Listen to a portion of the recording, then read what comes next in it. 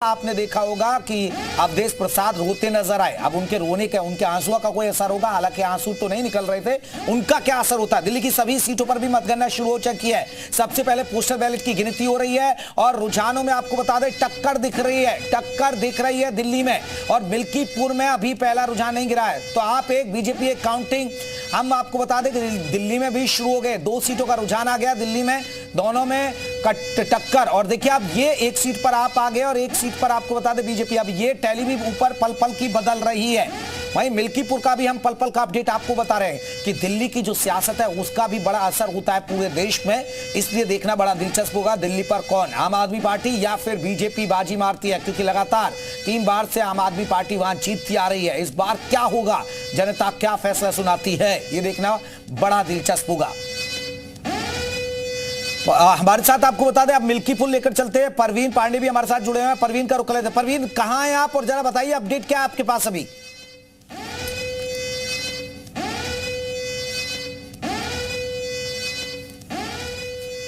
परवीन, आप मुझे सुन पाए?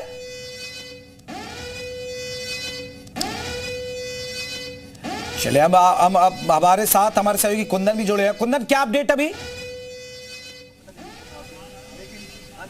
देखिए अब अभी जो पोस्टल बैलेट खुला है उसके लेकर के तो थोड़ा सा अपडेट आने में थोड़ा सा इंतजार करना पड़ेगा जीपी। हम लगातार अपने सूत्रों के से संपर्क में हैं। जैसी अपडेट आएगा हम आपको बताएंगे। लेकिन जो सिर्फ एक सीट थी जो बीजेपी हार गई थी 2022 विधानसभा चुनाव में, अयोध्या जिले में की जो मिल्कीपुर सीट थी, उस कमी को पूरा करना चाहती। फैसलाबाद में जो चोट लगी बीजेपी को, आप कह सकते हैं जो झटका लगा, उससे उबरने की कोशिश बीजेपी करती हुई दिखाई दे रही है। और बहुत हद तक ये कहा जा रहा है कि बीजेपी बहुत कॉन्फिडेंट दिखाई दे रही है। बीजेपी के नेताओं से बातचीत कीजिए तो कहते हैं कि लैंडस्लाइड विक्ट्री होगी यहां पर। लेकिन देखना होगा कि यहां से जो ऑथेंटिक जानकारी होती है वो दावों की नहीं, जो ऑथेंटिक जानकारी चुनाव आयोग जो जानकारी देगा उसमें बीजेपी कितने मार्जिन से आगे रहती है, पीछे रहती है, क्या नतीजा रहता है। चंद्रभानु पासवान यहां पर जीतते हैं, किस आधार पर जीतते हैं? विकास के आधार पर जीतते हैं, हिंदुत्व के आधार पर जीतते हैं, या फिर जातिगत फैक्टर को भी बीजेपी ने ध्यान में रखते हुए उन्हें मैदान में उतारा? पासी समाज से वो भी आते हैं। और दूसरी तरफ जो अवधेश प्रसाद के बेटे हैं अजीत प्रसाद, क्या वो कमाल कर पाएंगे जो उनके पिता ने कमाल किया है यहां से 2022 में? वो भी तब जब अयोध्या की जो तमाम सीटें बीजेपी ने जीती, लेकिन मिल्कीपुर सीट नहीं निकाल पाई बीजेपी। तो क्या वो कमाल कर पाते हैं? क्या पीडीए का फॉर्मूला चलता है, साइकिल दौड़ती है, या फिर कमल खिलता है? ये अपने आप में बड़ा सवाल है। और जैसे ही अभी अपडेट आएगा जेपी थोड़ी देर में पोस्टल बैलेट का, वो हम आपको बताएंगे। लेकिन उसके बाद दरअसल सभी की नजरें टिकी होंगी जब ईवीएम खोले जाएंगे। दरअसल 14 टेबल बनाई गई है जहां पर सुरक्षा के खास इंतजाम किए गए।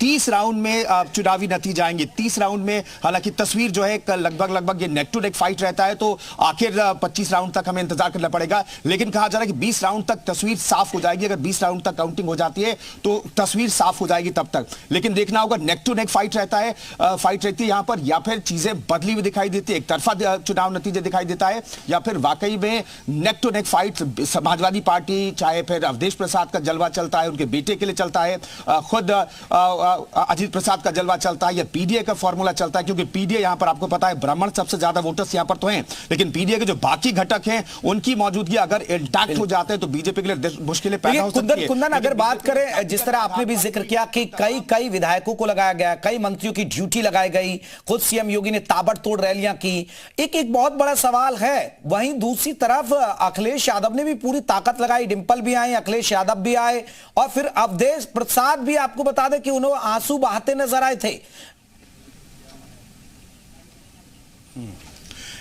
देखिए, दलित बेटी के लिए आंसू बहाते नजर आए, लेकिन सच्चाई बात में क्या आई दुनिया जानती है। लेकिन क्या उसके आधार पर वोटिंग? आप देखिए, कुंदन लौट रहा हूं। प्रीति हमारे साथ हमारे सहयोगी जुड़े हैं। प्रीति, आपके पास क्या अपडेट है? अभी कुछ अपडेट आया? बिल्कुल, मैं आपको बता दूं कि इस समय मैं अवधेश प्रसाद और अजीत प्रसाद के घर पर मौजूद हूं। ये देख पा रहे होंगे कि अवधेश प्रसाद हमारे सामने बैठे हुए हैं और वो लगातार जो है वो जीत का दावा कर रहे हैं। इन्हीं से बात कर लेते हैं और जानते हैं कि क्या कह रहे हैं। ये बताइए, क्या लगता है क्या होने वाला है नतीजों में? नतीजे ये विधानसभा क्षेत्र मिल्कीपुर, हाँ, नहीं क्या होगा? अजीत जी जीतेंगे? अजीत जीतेंगे, हाँ, और बहुत बड़े वोट से जीतेंगे, हाँ, और इस देश में एक इतिहास कायम होगा। लेकिन आप तो कह रहे थे कि लगातार बूथ कैप्चरिंग हुई है, तो इतनी बूथ कैप्चरिंग का आरोप आप लोग लगा रहे थे, फिर कैसे जीत होगी समझ? बूथ कैप्चरिंग का आरोप लगा नहीं रहे थे। हाँ। आज भी हम अडिग हैं।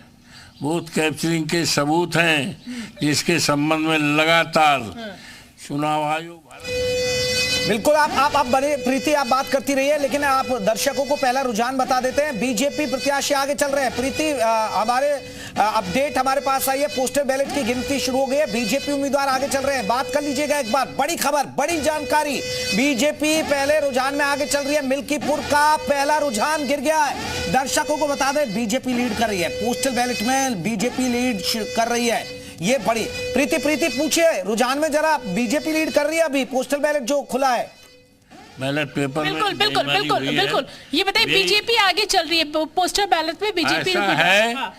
ये बैलेट पेपर पर ये जाकर बीजेपी के लोगों ने